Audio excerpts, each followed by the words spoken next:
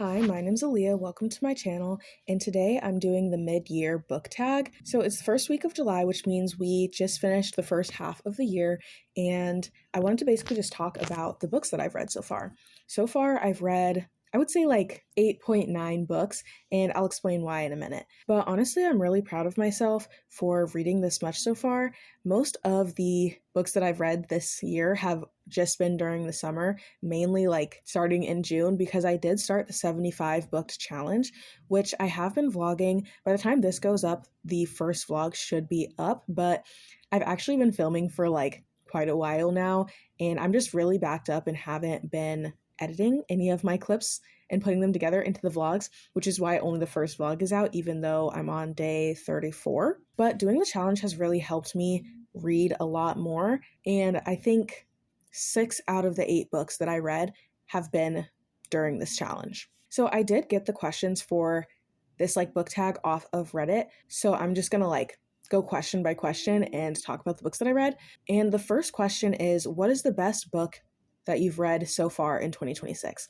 And for me, that would be Sunrise on the Reaping. I feel like overall it was just really well written and it felt intentional. It had a point and a message. And I know a lot of people like kind of question Suzanne Collins and why she's writing more Hunger Games books, but I do feel like she's being very selective with what she's choosing to write and really only writing when she has a message that she wants to put out there. But I do understand where it gets a little iffy, because it's like, at what point do we become the capital watching the Hunger Games for entertainment? But I definitely think that telling Haymitch's story really like expanded the universe, because we finally got to see his backstory and how he ended up the way he was. And we also got to see like the early sparks of the rebellion and like seeing how that was building behind the scenes before Katniss. Because when you just read the original trilogy, it kind of feels like there's this entire rebellion that just sparked up kind of out of nowhere because of Katniss, which we do know that like they've been building up for a while, but this gives a little more context to that because we actually see it. And the only criticisms that I had of this book were that I did feel like the message was a little bit surface level, in the sense that like it almost felt at some points like they were directly preaching to you rather than showing. And I don't necessarily think that's a bad thing. I think it might just be me starting to grow out of the YA genre because I am leaving my teen years, but I still found it to be a really good read, and I'm very excited to see the movie in November. So the next question is, what is the worst book that you've read so far in 2026? And I don't have a physical of it, so I'll have to put it on screen, but it was Panic by Lauren Oliver. I actually made an entire review video about it where I basically ranted about how I thought the show was so much better and like pointed out all the issues that I had with the book. And it's very rare for me to enjoy a like show or movie adaptation more than the original book, but with that one, it really was the case. I'm not going to say too much on why, because I did make an entire video about it, which I'll have linked. But the main thing that I think made it like not a good read was the actual writing itself. There was so much of the writing that I just didn't really like, or that I thought could be like just written better, in my opinion. And then I am going to skip ahead a little bit in the questions to what is your biggest disappointment so far, because the answer for that one is also Panic. And for me, it was just so disappointing because I really loved the show. Like, I watched the show without knowing that it was based on a book first, and I thought it was really great. I think it's, not that I've watched that many Prime Originals, but I think it's a great Prime Original. And because there's so much of the show that is completely original to the show. Like, they literally took characters that were like basically a side note and had them have a lot of character development and made them very integral to the plot. And it also like expanded the plot. Like, I felt like in the book, the plot was very, I don't know how to describe it. Kind of like the plot was on one line. It was like a horizontal line where it was following like mostly one character's perspective, and that was basically it. But the show really expanded upon it because we got like the main characters' perspectives, but it also like expanded it into more of an ensemble cast, whereas the book was very much focused and in the perspective of like the two main characters. And then it also added like a layer with the police involvement, because basically the book is about these kids who are playing this dangerous game called Panic, and the cops are trying to put a stop to it, at least in the show. Because in the show, the cops are very important to the plot. So it's like you have the main characters and the rest of the cast who are like playing the game. And then you have the cops storyline where they're trying to stop the game. And through the cops trying to stop the game, they're like investigating what happened the year prior, because they're super invested in stopping the game because the year prior, 2 kids died. So like there's the timeline in the past of like the last game, and then there's the current game going on, and then there's the cops storyline, and it just makes it more interesting and gives the world a lot more depth. Whereas in the book, the cops are barely involved in the story, and then also the previous years of the game hold very little weight. And then I was also incredibly disappointed with the couples in the book.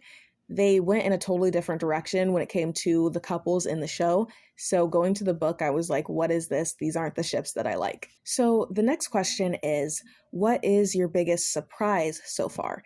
And once again, a book that I don't have with me, but the biggest surprise for me was Social Problems by Joel Best.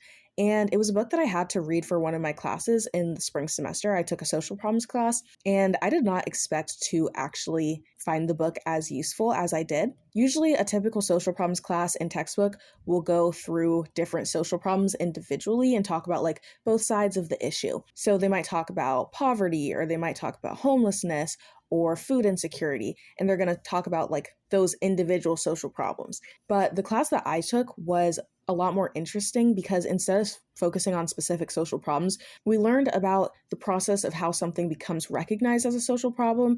And then we also learned about like the rhetorical devices that people use to argue their side when it comes to a social problem. And essentially we were studying a framework rather than an individual social problem, which I found very interesting because the framework can be very easily applied to any social problem. And it also makes it really easy to like analyze other people's arguments and see like essentially when they're trying to manipulate you in a way. And I really don't usually talk about politics. And I have very mixed feelings about talking about politics online because while I do think that people should kind of let their stance be known, because obviously a lot of people, including myself, don't want to actively support someone who has different like moral beliefs than us on certain things. But I also do feel like as individuals, we don't like owe it to people on the internet to talk about politics, especially because doing so really opens you up to a lot of hate. And like me personally, I'm kind of scared to talk about politics because I don't want to get doxxed. But that's why I haven't made this video yet. But I actually made a presentation for this class that I thought would make a really good video because I essentially took a social problem of my choosing and broke it down through this framework.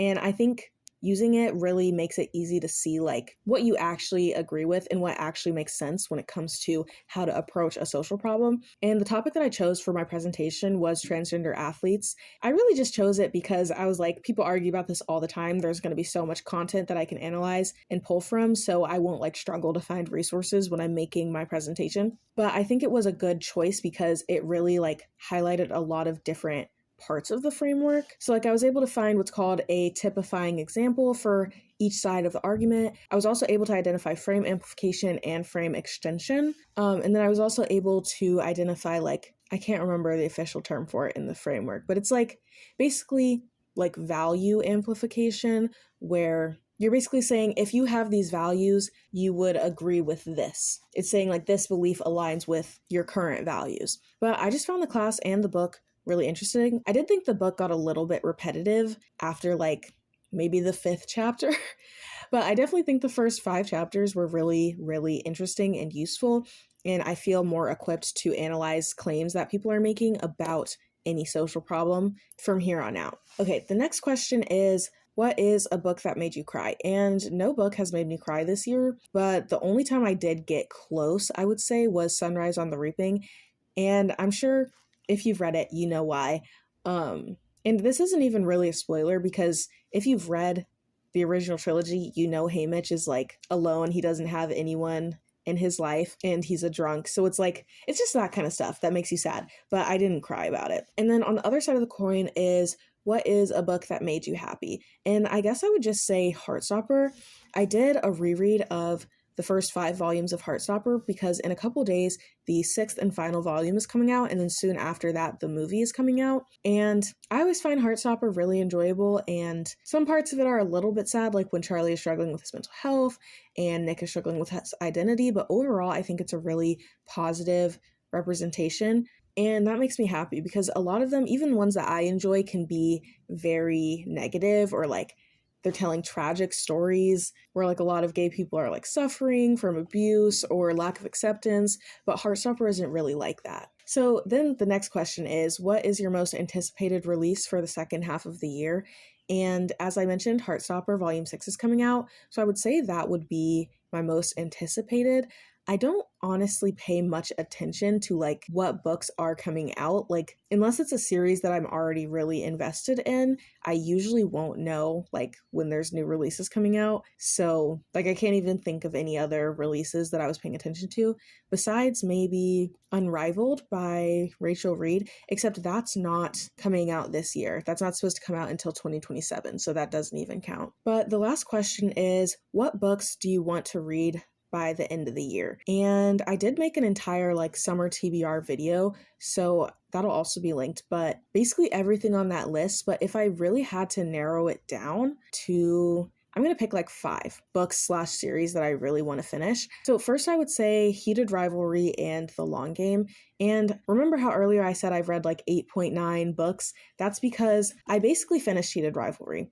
I read all of like the actual book itself in the epilogue, but in here there is a short story at the end called My Dinner with Hayden that I still haven't got to yet. I'm probably going to read that tonight. But when it comes to the actual Heated Rivalry story, I finished it. And then I do have The Long Game. I didn't bring it up here. It's downstairs. So I also really want to read that. And I'm actually pretty excited because Heated Rivalry was also just a little bit disappointing, and that's because usually to me when you read a book after you've watched the show, it gives you a lot more context and like kind of expands the story because a lot of things end up having to be cut when it comes to movies and TV shows. But for Heated Rivalry, I didn't really feel like that was the case, and it wasn't until at least like 75% in did I feel like there was anything really giving me more context or expanding my view of things, because a lot of it was translated very directly into the show.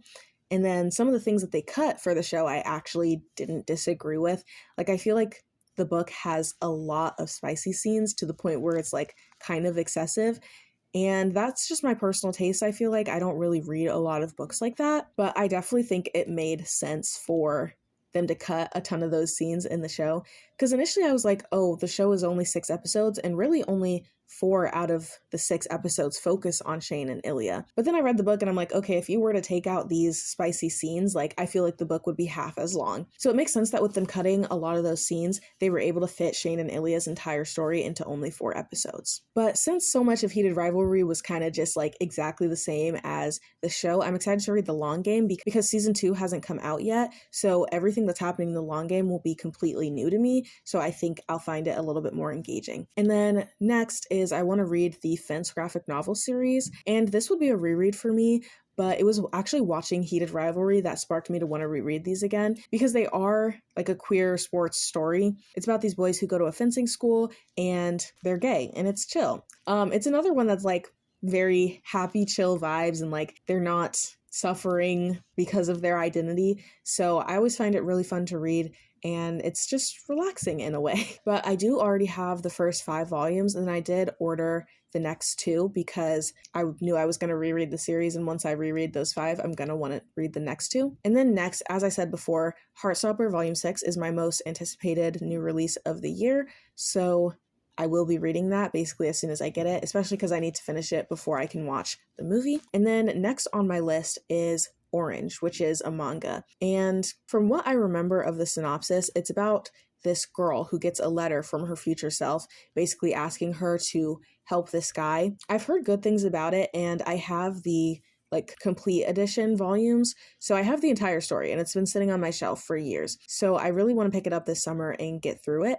And then my last one, I either want to read The Perks of Being a Wallflower or Loveless by Alice Oseman. And those are 2 other ones that have been on my shelf for ages, and I just haven't gotten around to them. So if I could finish both or either of them this year, that would be great. But that's everything that I read this year and everything that I'm really looking forward to reading for the rest of the year. If you like me and if you like my channel, make sure that you subscribe, hit the like button, and also hit the notification bell so that you don't miss any of my videos. And look out for more vlogs. They will be coming. I just need to actually lock in and edit all of them. But that's all for today.